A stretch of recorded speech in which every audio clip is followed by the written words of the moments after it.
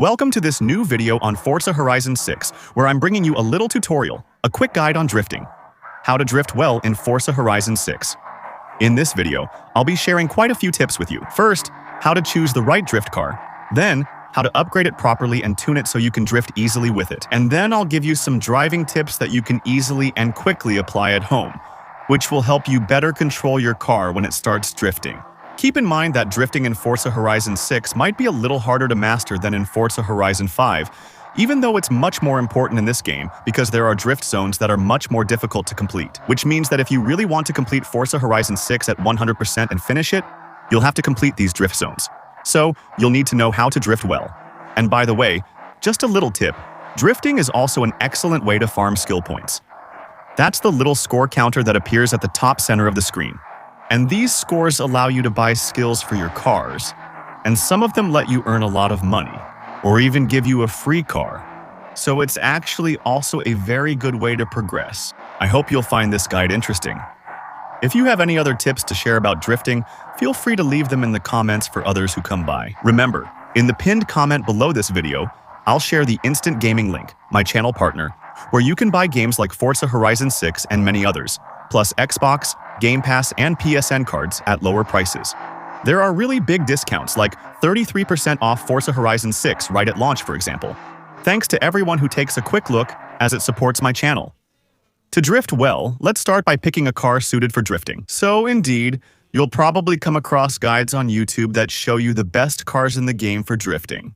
Indeed, in those videos, you'll find Formula Drift cars, or even some rather unusual cars, but that actually drift very well, like the BMW iZeta. It's true that these cars are capable of getting really high scores in drifting, but on the other hand, they're still very hard cars to drive. Very clearly, if you're a beginner at drifting in the game, don't start with cars like the Formula Drift ones, because, well, they're just cars that are actually too extreme in their setup and might end up frustrating or confusing you more than anything else. Start with what we can call normal cars that you can later upgrade and tune for drifting. That's much better at the beginning. So there are several criteria to find, let's say, a good drift car. First of all, you need a rear-wheel drive car. That will be shown at the bottom right of the screen next to the car's performance class. You see, this one is all-wheel drive, it says 4x4. This one is front-wheel drive, FWD, while the other is rear-wheel drive. So that means it's the rear wheels that push the car, transferring the engine's power to the ground. And that's what allows you to do nice slides, nice drifts. Next, we're going to look for a car with a medium size. If you take a car that's too short, it's going to be too, let's say, sensitive to steering, and you might lose control when it starts to drift. And on the other hand, if you take a car that's too long, you might have trouble getting it to start drifting. And anyway, since in Forza Horizon 6 the roads are very tight compared to the previous Forza Horizon games, that can also be a problem, simply because the car is too big to drift everywhere. And third, we're going to look for a car that already has good base power or is capable of reaching good power. By good power, I mean, let's say 500 or 600 horsepower that's more than enough to drift without overdoing it and ending up with a car that's really hard to handle. In this tutorial, I'm going to show you a car that I think is really good for starting to drift. It's going to be the Nissan Silvia 94. It's not the only one. There are many in the game. But this car is great for drifting, very upgradable and a good size. Plus, we can really upgrade it. So now, let's upgrade it. Obviously, we're going to try to get quite a bit of power. You don't need 1,000 horsepower, but if you can have 500 or 600 horsepower, that's good for starting to drift. And above all, we're going to look for cars or engines that have a lot of torque. In drifting, you don't need a car that revs really high. However, it's true that it's good to have a car with a lot of torque, and where the torque is available pretty early. For that, you'll look at the pink curve there, which is at the bottom of the screen, in the middle. And you'll look for an engine where, let's say, the peak of that little pink curve is as far to the left of the screen as possible. That means not, for example, this one. This one, you can see the curve is very smooth and it peaks really late. Whereas this one, there's a real peak that comes very early on the left. So, we'll take this one. Next, we'll upgrade the car's engine. The goal, once again, is to try to have a lot of torque and a lot of power, and especially torque that comes in very early. And it's true that, in general, turbo upgrades on this kind of car allow for that. Yeah, the pink curve, really takes off. And we also have good power. The 580 horsepower will be more than enough. For the rest, well, obviously, you're going to improve your car as much as possible. So, you're going to lighten it, and of course, you'll put in the roll cage kit to make it even more rigid. The anti-roll bars, so you can tune the anti-roll bars later. Drift shock absorbers, obviously. which allow you to have an even lower car and, above all, give you an even greater angle for the front wheels compared to racing springs. As for the gearbox, it's the same thing. You can fully upgrade everything, then choose based on your preferences. I think a 6-speed gearbox is enough. You'll also want to check in the differential that you've installed the drift differential. And it's the same for the tires. You're going to use the drift tire compound, which are usually available for all cars. It'll be these ones. In the front, you'll want to go for fairly wide tires to keep good grip and control. Not necessarily the widest ones, but generally, I use the ones that are about halfway like this. That seems pretty good to me. On the other hand, in the back, you'll want to go for rather thin tires. That way, you're sure to lose grip quickly and easily. For the rest, well, it's kind of up to your preference. If you want to put on custom rims, bigger rims, widen the vehicle's track, or add a body kit, a spoiler, well, that's more for style than anything else. It's not really going to change much about how your car handles in drifting. Next, we'll tune the car since just upgrading isn't very useful, though it's better than nothing. I'll share some settings for this car that work for almost everything. Any drift car that's about this size and has about this much power. In drifting, we tend to look for pretty hard tires at the rear, harder tires that will lose grip more easily.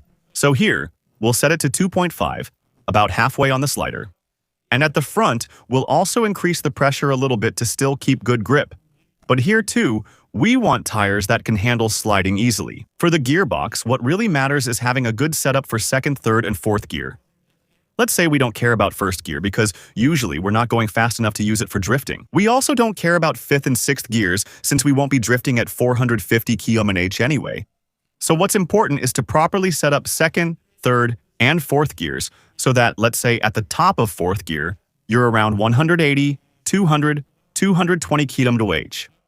Let's say that between 150 and 220, that's where you'll be drifting most often in Forza Horizon 6. So having fairly long gear ratios around those speeds is important.